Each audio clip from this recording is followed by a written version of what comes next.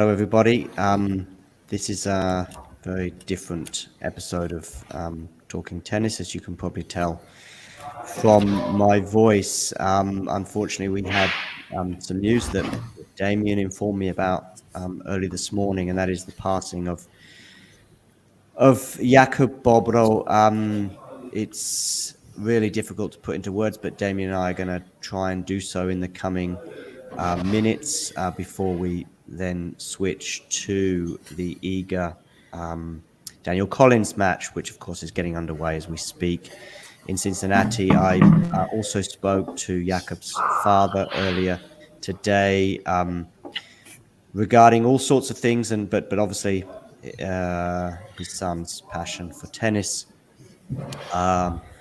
which was evident for us, of course, but also for his father, and he wanted to share a few words, and I'm going to do a little bit of that right now, and then I'll come to Damien and get his considerations on the tragic events, unfortunately. So it's with immense sadness. I'm just going to read out what I posted on social media earlier. It is with immense sadness that I have to share the news that our broadcaster, journalist, and also friend, Yacob Bobo, has died. Despite only joining Talking Tennis a few months ago, Yacob soon became a very important part of the team and somebody I regarded as a friend.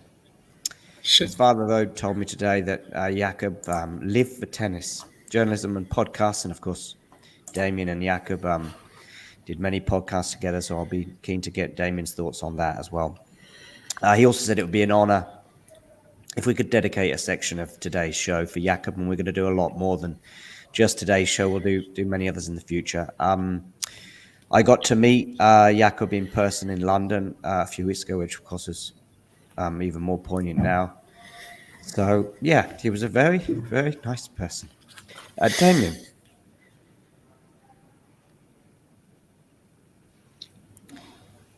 Damien, let me know what you can try and put together. Yeah, like me meeting Yacob was just a complete random incident, frankly. I was doing this Challenger show and like I had another co-host, and this co-host had to go away for like personal reasons. So I recorded the episode where I'm like, I don't know if this show is going to continue, maybe I'm going to do it by myself. Maybe I'll look for someone else. And then I got a message from Yacob. I also got a message from another person. So I basically had to choose between them as like, the new co-host without knowing them. And I only chose Yacob because I knew that he was studying in the States for a while and that he was going to have good English. And that's basically really the only reason. But, over the past 2.5 years, I honestly never regretted this.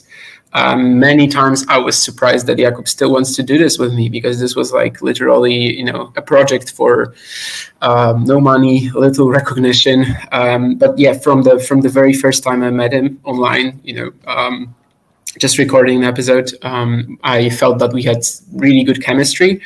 I honestly, this is something that you don't really stop and think about, but I honestly thought that, now when I think about it, at least, that I was extremely lucky to just run into someone in my DMs who turned out to be such a phenomenal partner for the next 2.5 years, which I obviously am super thankful for that. He definitely kept me going with that project, which I will still try to continue doing, of course, now sadly without him. And we also got to meet in person in Bratislava last year. And I feel like I am generally a pretty awkward person. So honestly, I was even kind of scared because I had known this guy for like 1.5 years, and yet we never saw each other in real life. So like, I was like, is it going to be different? It was not. The chemistry that we had on the episodes was very much still there live.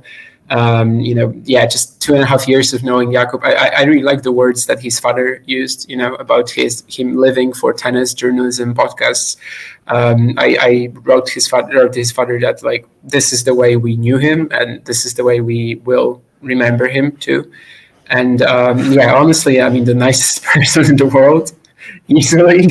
Never really heard him say anything bad about a person or do anything to harm someone else or something like that. So yeah, yeah, it was just pretty pretty surreal today, to wake up to this sort of news. And yeah, honestly, I've spent like half the day thinking if maybe something is wrong, maybe it's a prank, maybe it's something, yeah, maybe it's just something that yeah, just something has to be wrong. Like it's impossible. Even though even on Monday, I think with John we were texting that it's kind of uncharacteristic for him to just not show up for a couple of things. So maybe something has happened, but you still don't let the worst get to you. And yeah, I definitely lost a friend. This is also the first experience like this for me. I think being 24, I think Yacob was a year or two younger than me. So yeah, this is definitely something new as well in that regard. And I think we were just as close as you can be, as sort of internet friends in a way, even though we did meet for 4 days in Bratislava last year. And it was definitely a fantastic experience as well to get to know the guy in person.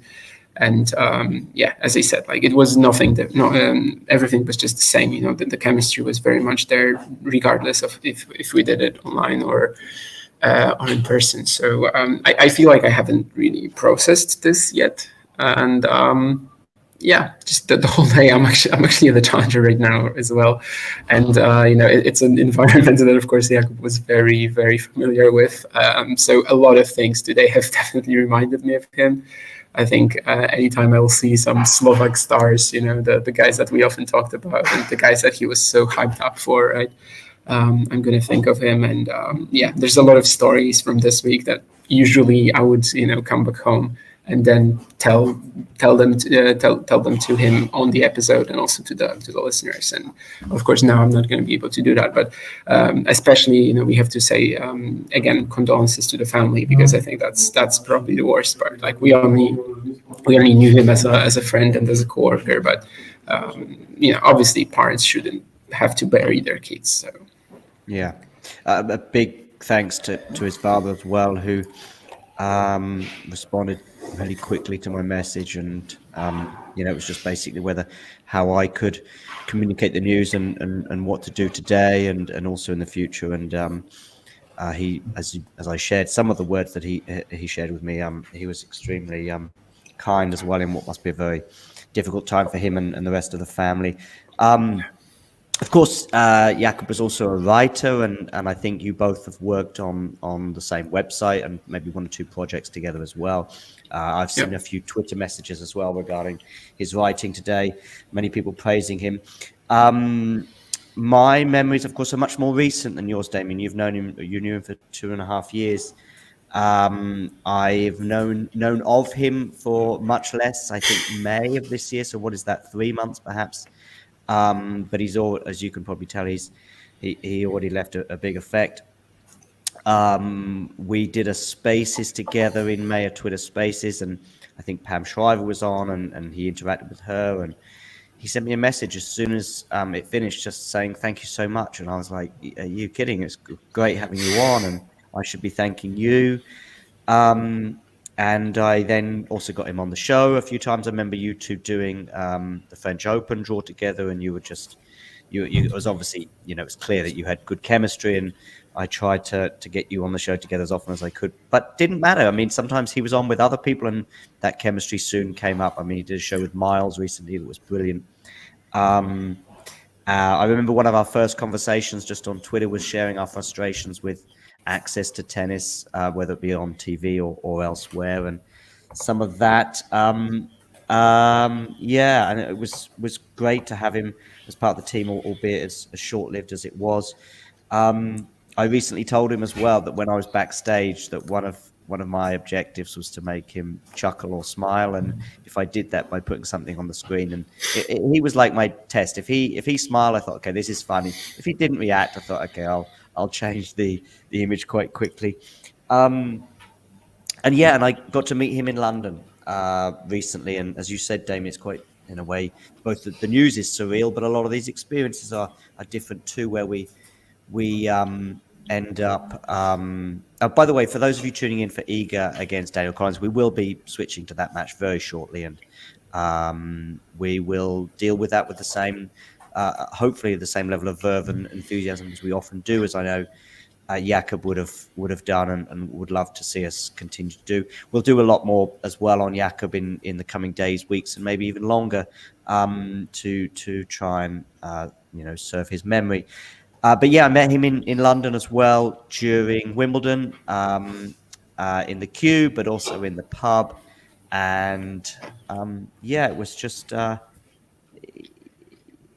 apart from his passion for tennis, it was just so obvious that he was such a really, really, really, really nice guy. And that's, if it's possible to make news like this any worse, that does. I spoke to him, and of course the decision. Nick has taken a few weeks off from W2ATA Weekly, and he was the first person I asked to take on that role because it just seemed like the perfect fit. That I knew that he could easily slip into the shoes of being a host as well as a guest or an expert, and he took on the role with aplomb that you would expect. I spoke to him on Friday and Saturday morning, just regarding the timing of the upcoming show, and I vaguely remember saying, "Is Monday morning okay for you?" And he said, "Yep, sounds good to me." And that was that. Any sort of final things, Damien, before we switch our attention to the Iga and Daniel Collins match? Yeah, I just think, the most important thing is what we already said, that he was basically a guy who would always like go to great lengths to in order to help you out, and that's also part of how you should remember him probably. So and yeah, my last message wasn't like this. My last message was actually asking like, when do you want to record? And then I'm going to have to record by myself. And I actually checked today, and I was glad that I didn't say anything like, where are you? Or something like that. Right? Like, I'm glad that even though he's never going to see these messages, of course, I'm glad that I didn't, complain about him not being there or something. I'm glad we just left it on that note. I also, of course, passed this news to the other outlets he worked for, and one of the editors said Last Word in Tennis, where actually he also recently got a promotion there. So it's sort of like he became an editor instead of like a regular writer. Mm-hmm. He said that his last message to Yacob was that he got his biggest payment ever from the website. So at least, in that sense, that was also a positive note that they left it on. And obviously, I'm quite devastated by this still. And let's just. It definitely still feels surreal, But we know that we know who we will remember him as, right?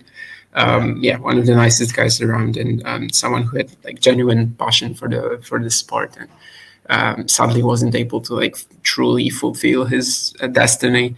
I know he was also at like this point in life where he graduated from university in Glasgow, I think, and then was like thinking about what to do next. It's a shame we'll never see what would have come out of it, but I know he would have been great at whatever he would have done, and again.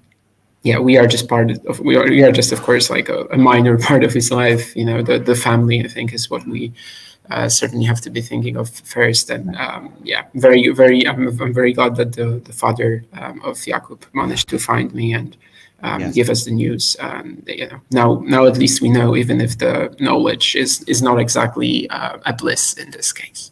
Yeah, that was amazing that he tracked you down and wanted to express to you. I know that just how much he enjoyed doing the podcast with you, and I then managed to get in touch with him as well, and it was great how much class his father had, and you can see that was absolutely in Yacob too. Damien, thank you very much. We'll have you on again shortly, and I'm sure to share your thoughts on tennis and Yacob again, and we'll do more things regarding Yacob, maybe on the WTA Weekly, which should have been Jacob's show on Monday, but we'll talk about that in the future. Damien, enjoy what you can of the Sorry, rest I of was the day. just showing someone that it's like 2 minutes because I have to drive him home, but no worries. Oh, okay. I thought it was a vacuum. In case someone was confused, yeah. Okay. All right, Damien. Thanks very much, and Yeah, thanks very much, and I'll speak to you soon. Yeah. of course. Cheers. Okay. Just before we switch our attention to the Iga and Danielle Collins match, which I have to be honest with you, I have no idea what is going on in that match right now, but I will switch my attention to it. But I just want to share a few messages that have already come in. I posted this just an hour ago on Twitter, and already lots and lots and lots of heartfelt, wonderful, but obviously also very tragic messages have come in.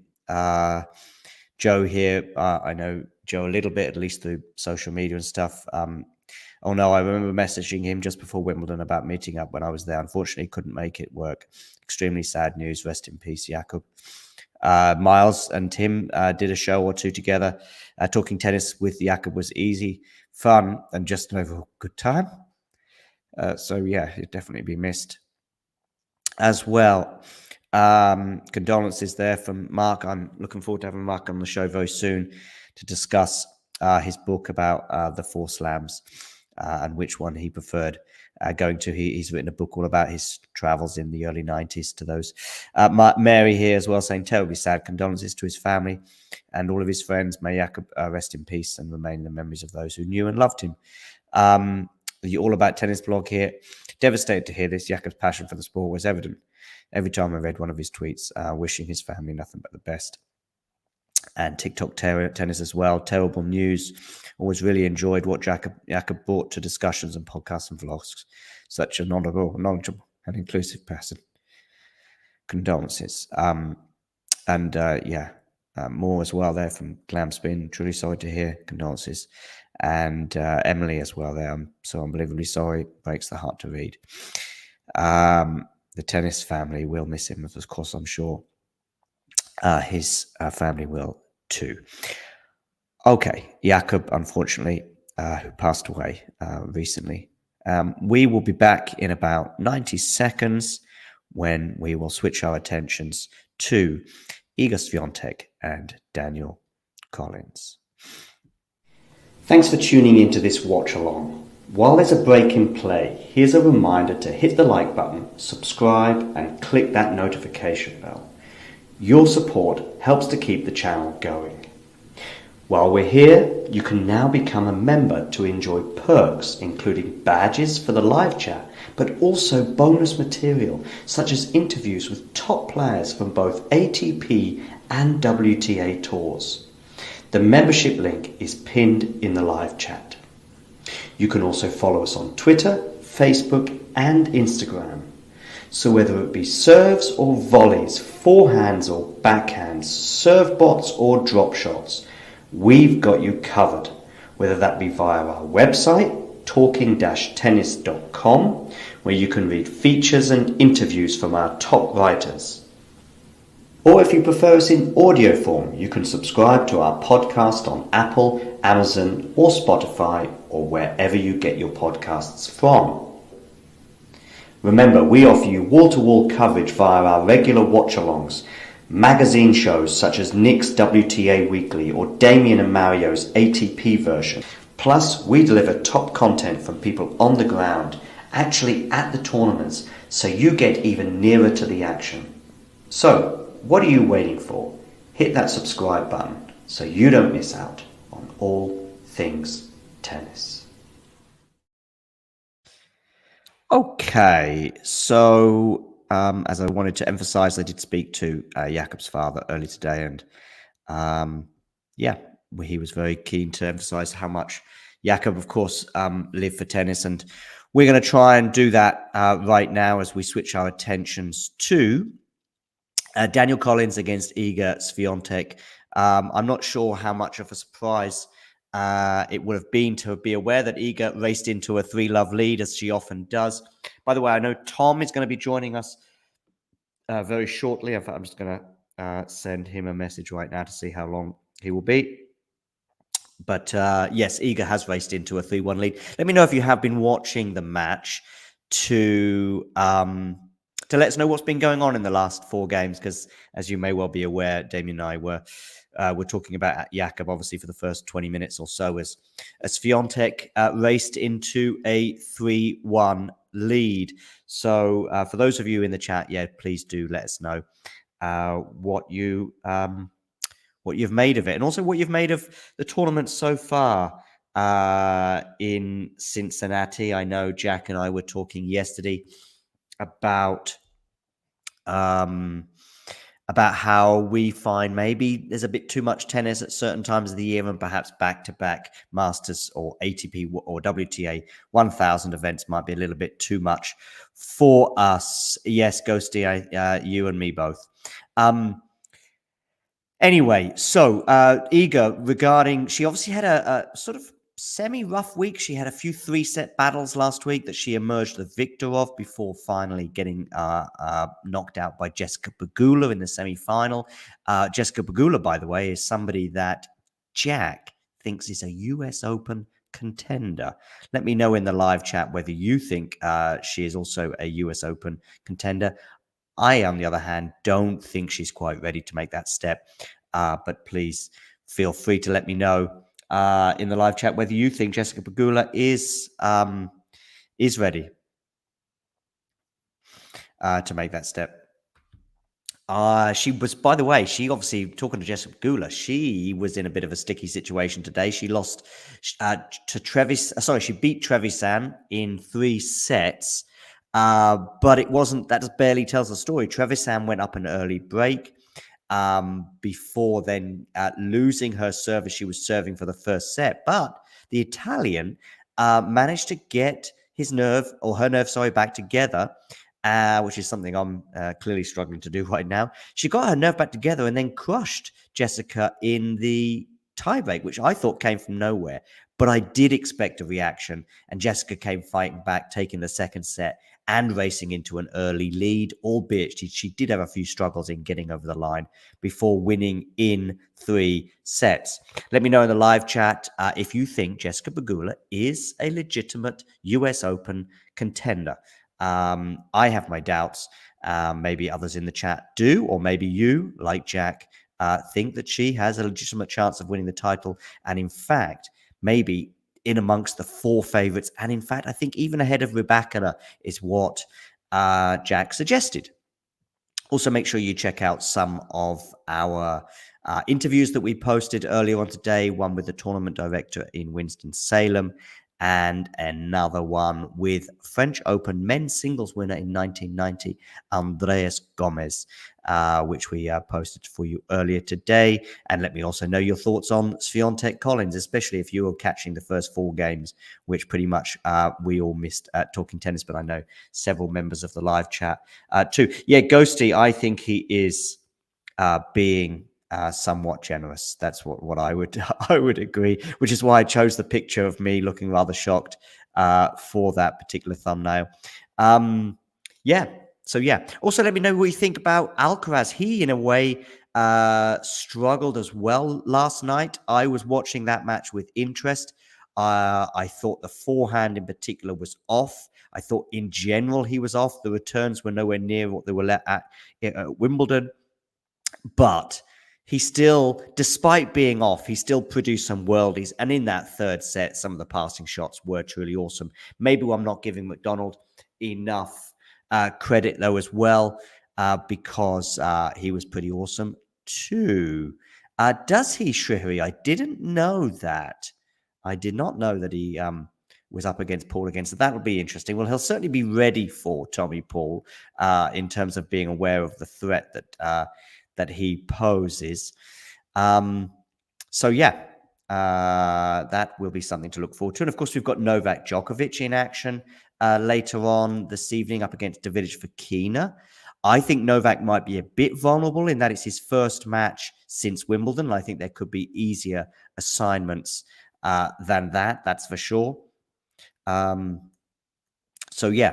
will be something for for Novak and, of course, his supporters to be concerned about, I would suggest. So, yeah. Regarding Danielle Collins, though, do we expect her to be posing a big threat to Iga today? Obviously, the scoreboard suggests otherwise. They did meet, of course, just a week ago, and Danielle Collins in that particular match really did push Iga to 3 sets. And as I say, she wasn't the only one. I think Mukova as well pushed Iga in that particular tournament. Where are we at right now with Iga in terms of her US Open preparation? I'd say quite similar to last year. A few doubts, but overall probably still the marginal favorite ahead of Sabalenka. And for me, Rybakina. Yeah, that's where I would place her personally. But let me know what you think in the live chat.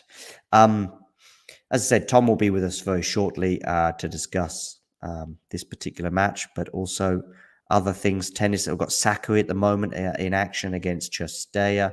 In fact, let's just have a quick look around the grounds before we return to Iga and Daniel. And any other results yesterday? Of course, Sebi Korda is out. Discuss. Be interested to know your thoughts there. Casper Ruud, by the way, is a set down to man of the moment. Is that a bit too much to say about about Purcell? Of course, Purcell beat Felix. Oh, Felix. Talking of which, I thought Felix had got over his hump, if you like, with that win over Berrettini, but he came back down to earth with a thump yesterday when he lost in straight sets. And yeah, that kind of took me by surprise too. I thought he was going to win that Max Felix yesterday against Manarino, but Manarino found it very comfortable, winning 6-4, 6-4. So maybe we're back to square one with Felix. Let me know your thoughts in the live chat. Yannick Sinner, by the way, talking of seeds and big names in trouble and arguably US Open contenders, Yannick Sinner and Casper Ruud are both a set down, but on serve as they head to the midway points of their second sets. Taylor Fritz is a set up on Sonego. Tommy Paul, as was suggested in the chat, will be Carlos Alcaraz's next opponent because he beat Ugo Humbert in straight sets. Popyrin got a walkover against Nicolas Jarry. I'm not sure if that's due to injury. And Zverev is already in the last 16 as well. Over on the women's side, Martic and Mukova just got underway.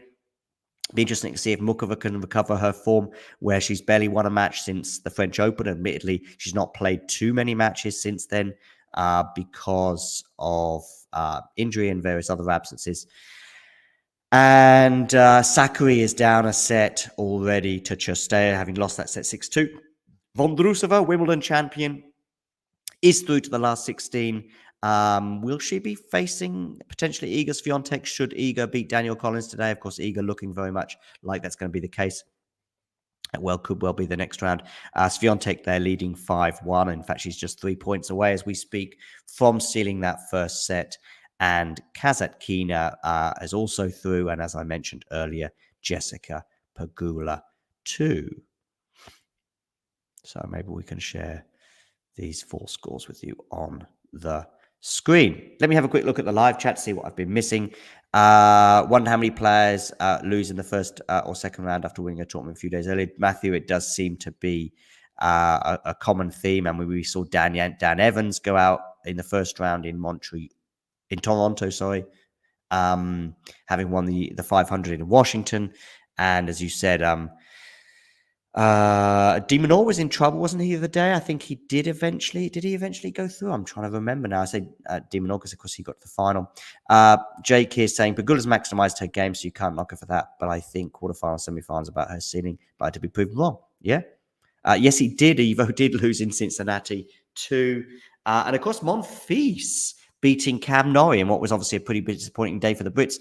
Andy Murray as well pulled out through injury. Will he be fit for the US Open? Must be big question marks now regarding his health. As Iga is closing in on the first set over Danielle Collins. But yes, so Evo, having had a bit of a back down to earth with a bounce or with a thump, I would probably suggest having had those heroics in Washington where he really did play some top level tennis. Of course, we've got one more tournament, at least on the ATP side, that I'm aware of, the ATP 250 next week with Winston-Salem, where we'll have Dominic Thiem, I think, has got a wild card there, and Gael Monfils. I would be surprised if Monfils plays that, of course, especially as he won his match yesterday. So he's got another match to come in Cincinnati, and he did pick up a knee injury. I don't know how serious that was. Matthew can't figure out Korda. You and me both, Matthew. You and me both. Yeah. So Jake here saying, yeah, maximizing. Yeah, I just think that's her ceiling too, Jake, and that's how I view it. Although I know Jack is a bit more optimistic on her US Open chances.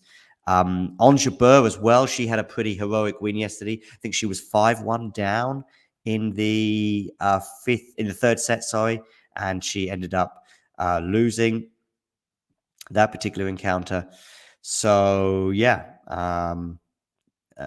She did really well there. In fact, I want to share this tweet from Vanch as well, where he was full of praise for the Tunisian. Ons Jabeur lost her focus big time yesterday when she was serving what should have been a 6-3, 6-4 win versus Kalinina, but she then found herself 5-1 down in the fifth set before coming back to win. So also share your thoughts on Ons in the live chat. I see Mukova is up a break already. Yeah, and they also played each other at the French Open as well. And I think Davidovich Fokina had chances. He had chances, certainly to win a set or two. Maybe winning the match might have been a bit of a push. But yeah, Janie, yes, we all are. And thank you very much for your message as well.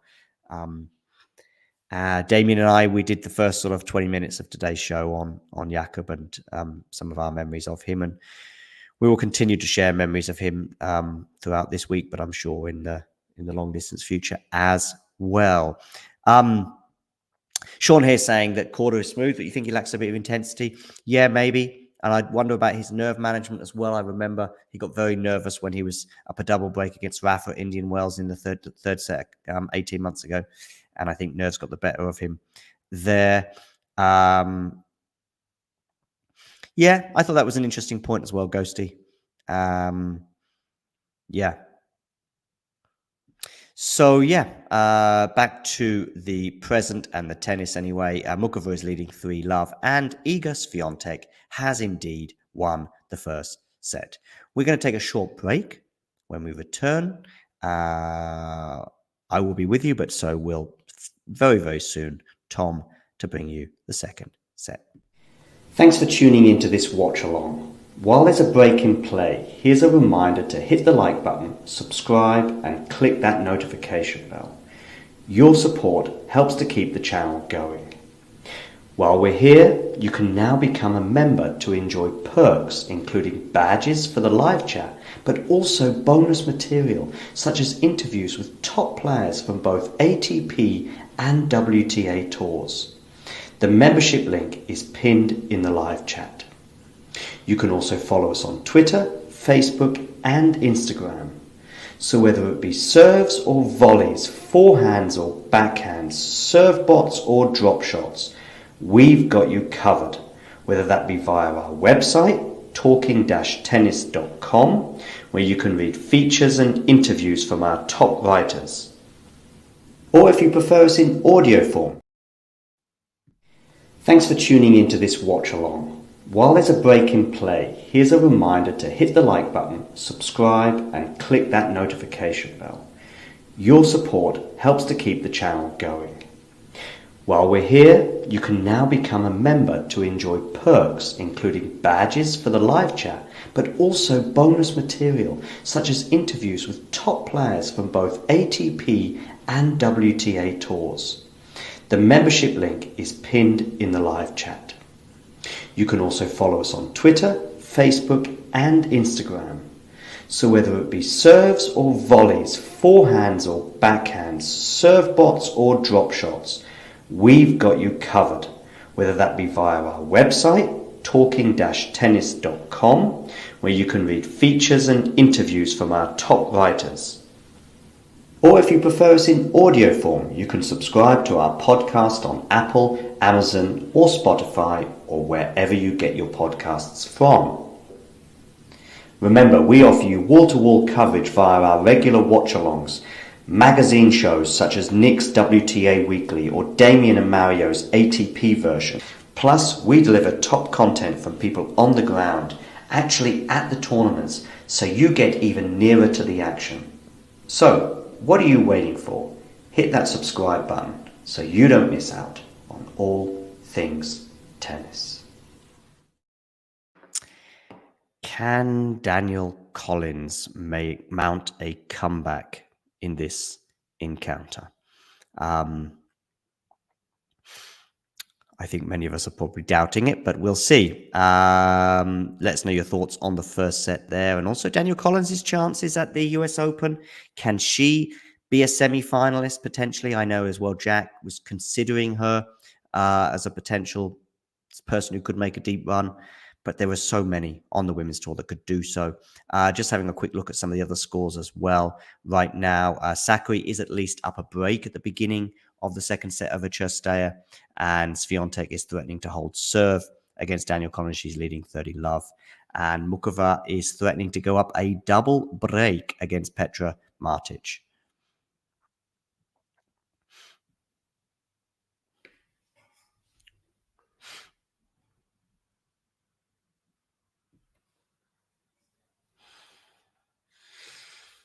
Yeah.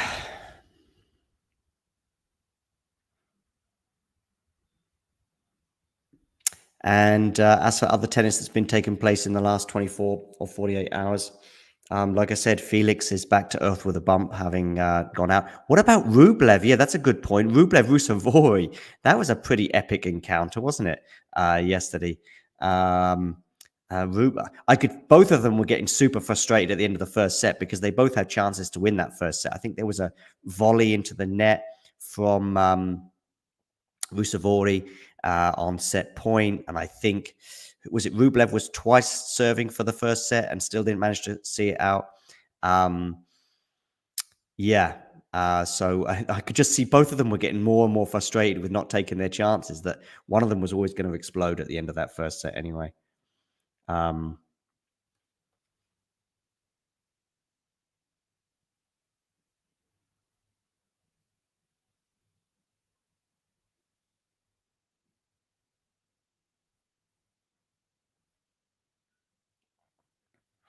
Yeah, but one of them ended up going through, and that was Ruusuvuori. Okay, so yes, regarding the tennis, let me know your thoughts on the Janie there saying Emil, who I guess she's not too happy with that.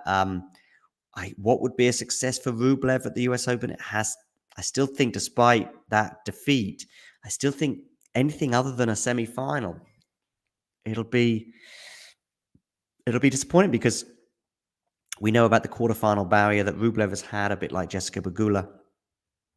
And with the right draw, it could happen, but he's certainly not showing the form necessary to be reaching that far in the US Open, and probably hasn't done so since Monte Carlo. Is that fair? You might look at the Wimbledon run, but I guess the win over Bublik was pretty special, and losing to Novak is no disgrace, of course. But there we go. Of course, let me know your thoughts as well on David Fokina Djokovic. Will Djokovic find it easy against the Spaniard? Don't know. Petra Martic, by the way, managed to hold serve, and of course, Iga did as well. Praise there for Rublev against Novak. I guess that might have been his ceiling, perhaps. That might well have been his ceiling. But so anyway, we're going to take a very, very quick break, and in 90 seconds, Tom will be with us. Thanks for tuning into this watch along. While there's a break in play, here's a reminder to hit the like button, subscribe, and click that notification bell. Your support helps to keep the channel going. While we're here, you can now become a member to enjoy perks, including badges for the live chat, but also bonus material, such as interviews with top players from both ATP and WTA tours. The membership link is pinned in the live chat. You can also follow us on Twitter, Facebook, and Instagram. So whether it be serves or volleys, forehands or backhands, serve bots or drop shots, we've got you covered, whether that be via our website, talking-tennis.com, where you can read features and interviews from our top writers. Or if you prefer us in audio form, you can subscribe to our podcast on Apple, Amazon, or Spotify, or wherever you get your podcasts from. Remember, we offer you wall-to-wall coverage via our regular watch-alongs, magazine shows such as Nick's WTA Weekly or Damien and Mario's ATP version. Plus, we deliver top content from people on the ground, actually at the tournaments, so you get even nearer to the action. So, what are you waiting for? Hit that subscribe button so you don't miss out on all things tennis. And we are back, ladies and gentlemen. I did promise you Tom, but he is just setting up a stream and he will be with us any minute. But he better be fast, or otherwise Iga will have polished off Danielle Collins, much like some of the bagels and breadsticks that she often dishes out. She leads 2-love already with a break over Danielle Collins, having nowhere near the level of problems that she had when they met just recently in Canada. For those of you just tuning in, by the way, make sure you hit the like button and don't forget to subscribe to the channel if you are new.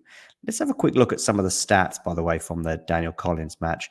Iga's yet to hit an ace, but that's probably one of the most important stats. The most important one is that she's up a set and a break. The problem for Danielle, though, is that she's already committed 5 double faults. She's winning about 50% of her service points overall, which obviously is too low, whereas Iga is managing to set things up quite nicely. Although Danielle has been efficient in terms of break points, 1 out of 1, so she did manage to break the Iga serve in the first set, and she's going to have to do so again if she's going to have a chance of winning this match, because she's already a break down, and Iga is leading 30-15. Ghosty there saying, oh, Danielle. Did you really believe it, though, today, Ghosty? Did you see that being likely? Maybe you got some hope from last week's close match that they had in their close encounter that they had in Montreal. Maybe that gave you some thoughts. Sinner's in a tiebreaker. Yes, indeed he is. And of course, he has to win that tiebreaker because he's already set down. So he has to win that one to force a third set. And of course, he's just won a Masters 1000. And I would say he's in amongst the contenders for winning the US Open, albeit probably a few rungs below Djokovic and Alcaraz. Talking of which, though, Casper Ruud has won the second set. He also lost his first set against Purcell. So they are 1 set apiece.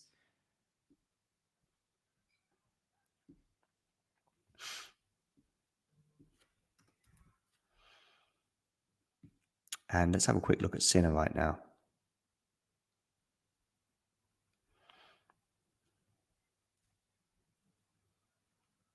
Here we are against Lajovic. They are Sinner's already up a mini break, so that's good news for the Italian. Yeah, of course he did beat him in Monte Carlo. Yeah, and I think it's a chance. Go for it in that first set and see where you end up.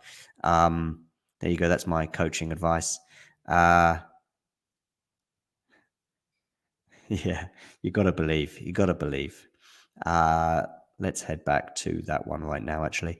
We'll keep an eye on, of course, Sinner and Ruud and some of the other guys as well as, of course, Swiatek against Danielle Collins and Maria Sakkari as well, who's, I think is she at a set apiece, or she's threatening to get a set apiece there. Ruud and Purcell are into their third set 2.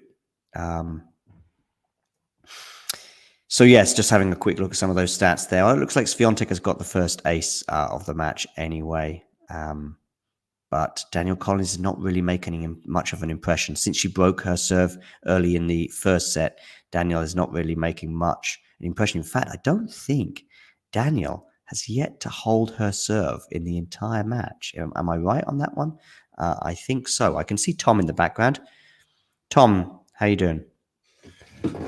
Yeah, not bad, John. How you doing? Yeah, just kind of getting through. So obviously, I just want to kind of kick off. I've lost my camera. Can you still hear me? Can you hear me? I can hear you. Yeah. Yeah. I'll need to fix this camera. I don't know what's happened there. 2 seconds. I'll try and fix that again. But yeah, I just wanted to kind of start off and just pass my condolences on to Yacob. I know you would have told the talking tennis community about the tragic news. And as I mentioned privately, I only streamed with him on this channel once, but he was the kind of guy that I could straight away tell that me and him would have enjoyed a pint together because we were laughing at the same jokes and having the same kind of giggles. So good guy, and as much as I didn't really know him, that news today has kind of knocked the wind out my sails a little bit. So Definitely, pass on my condolences to his family and friends.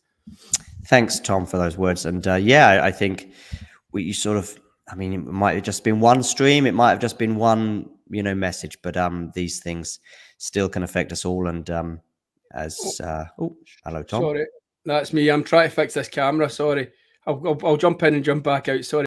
Yeah, no problem. So back to the tennis. I shall share on the screen. Hi, Miles. Great to have you on board today as well. How you doing? Tom will be back with us in a second once hopefully he's looks like he's back with us already. There you are, Tom. Yeah, no worries. I mean, it's a tricky one in that you may have just done one stream together. I'm sure many of our audience as well have already been writing lots of messages as well of condolence and how whether you actually met him in person or not. I was very fortunate enough. You mentioned having a pint with him.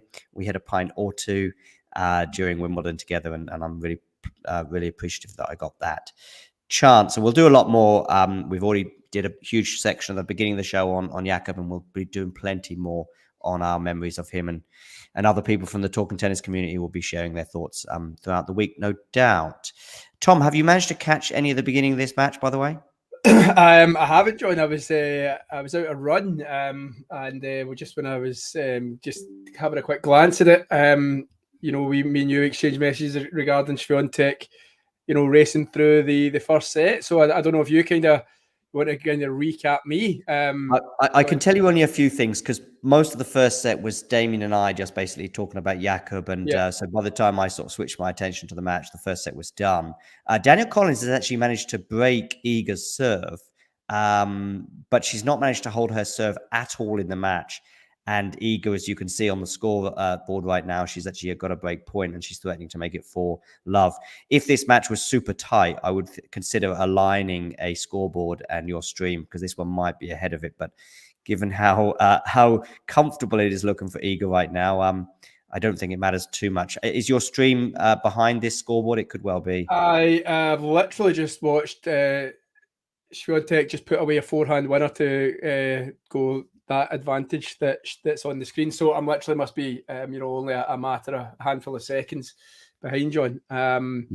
So in fact, well, obviously you can see I'm probably, unless this is an ace or a return winner, she's just about to receive. So as you can see by your scoreboard, it's 4-love. I'll switch to this one because this one's a little bit more probably in sync with you. We might be another 5 or 10 minutes before we finish this. We are, as a result of the nature of this speedy match, which has gone a lot quicker than I anticipated. Actually, I thought Danielle Collins, having pushed her so close last week in Canada, was going to do the same today. But Iga is on fire. As I say, Iga has broken Danielle Collins' serve, I repeat, in every single game, which is pretty incredible. And if she maintains that, that'll be just nuts. Over someone that Jack was just saying to me yesterday, Danielle Collins could be a dark horse at the US Open, But oh my God. I was just thinking that, I was walking the dog earlier, John, and I was listening to a couple of bits of tennis kind of podcasting, and it was going through the week previous, and was it Montreal for the women, for the ladies? Am I right in saying that? I can never remember if it was yeah, Toronto no, or I get them Montreal. confused, but you're right. It's Montreal for the ladies last week. Yeah. And I although she battled well against Swiatek last week, I was just thinking to myself, she could be playing herself at, like, into form at the right time, coming from a little bit like nowhere, and competing with the best, and it wouldn't be I mean, she's obviously a Grand Slam finalist, so I did think that the same as Jack. Then us Scotsmen must think the same. I was thinking, could she possibly? Because I think the last week has shown you that the big three, as some are calling it, are mortal, shall we say, in terms of they're not set on to win the events. So I know Swiatek is the defending champion, and she's a lot more comfortable in the States than she is in Aussie hard courts. But yeah, I thought that myself. I thought the same, Danielle Collin. But this is maybe commentator's curse, maybe, because she's looking a bit raggedy. Indeed. And Yannick Sinner is out. Yep. First match in Cincinnati, having just come off, of course, his Masters 1000 victory. How much stock, Tom, should we lay in? Let's just imagine, for example, we've had Alcaraz losing in Canada in the quarterfinals last week.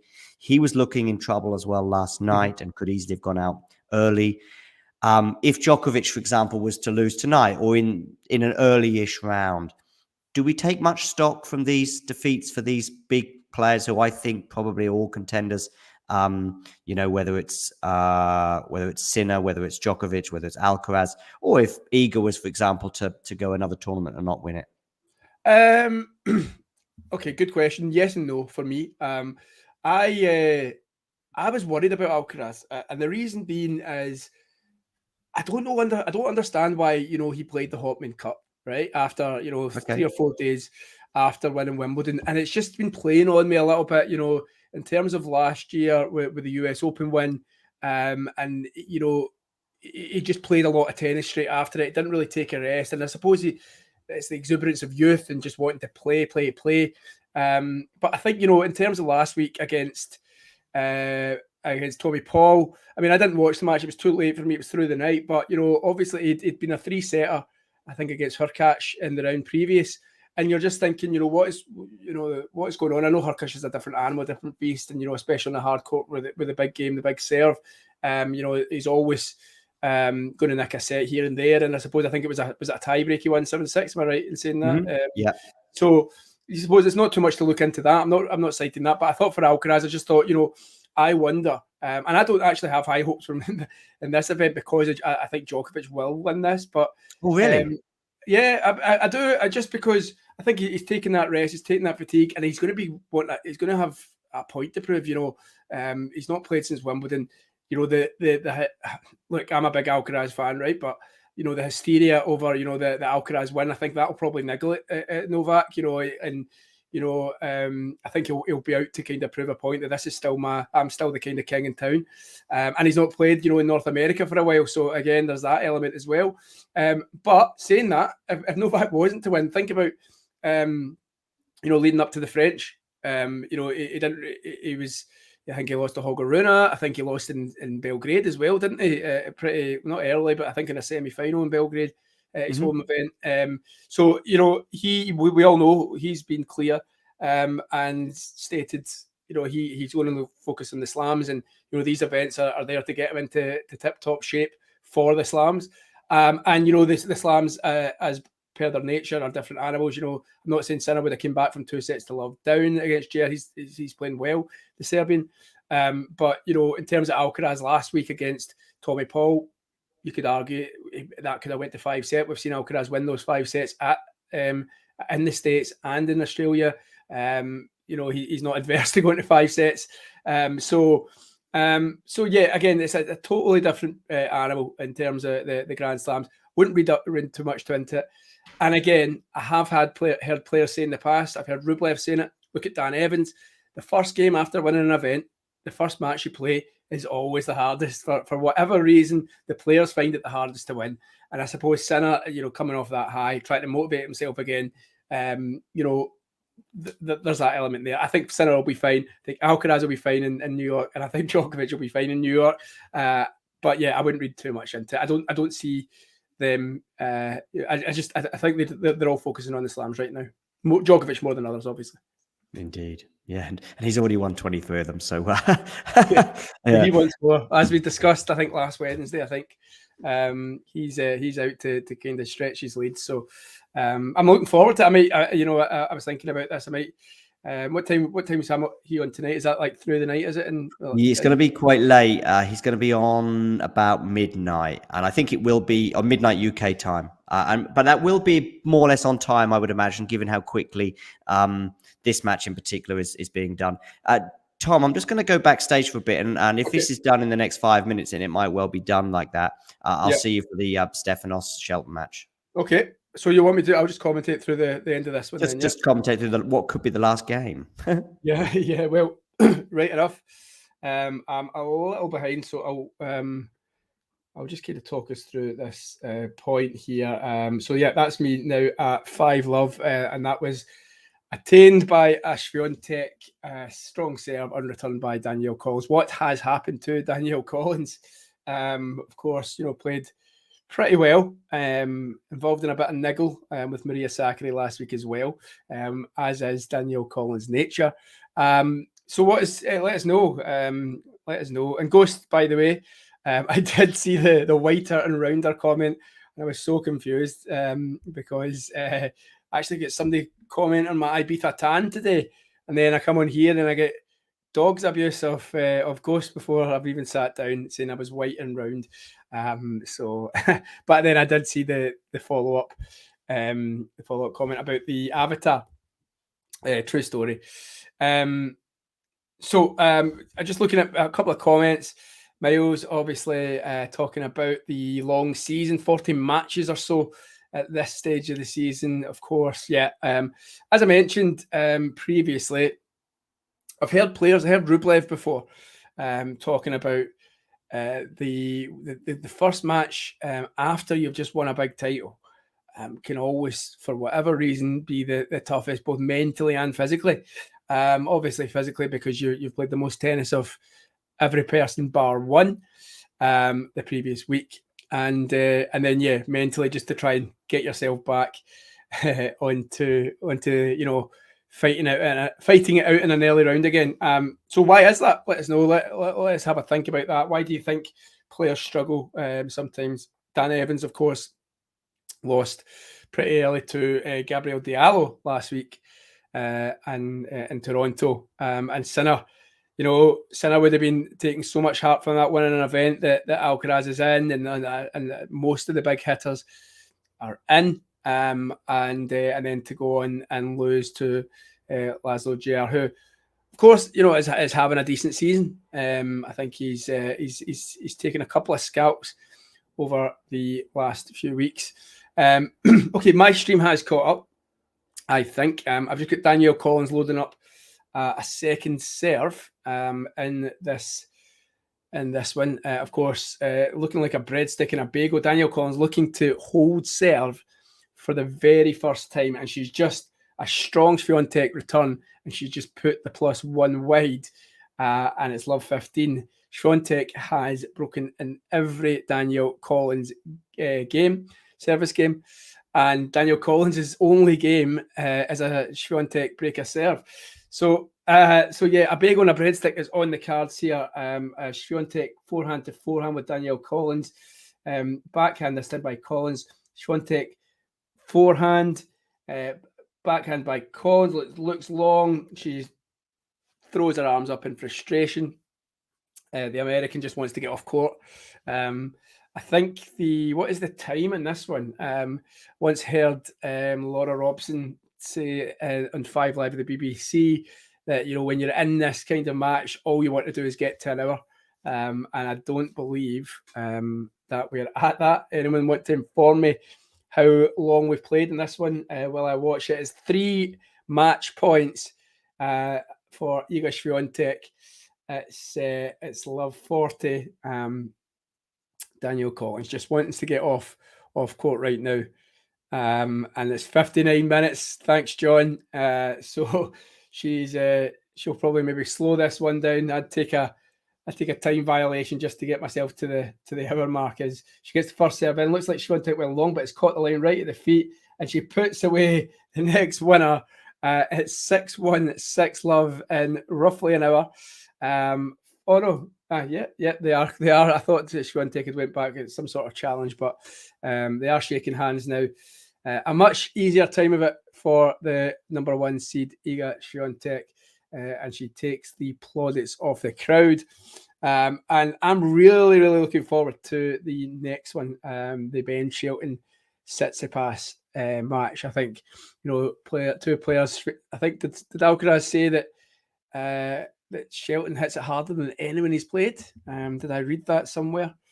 And I think it'll just be a fun match. I think, Tsitsipas is so random right now that, his forehand was looking strong at Wimbledon, but I think last week against Gael Monfils, he was all over the place, wasn't he? And the French veteran deserved to win that match.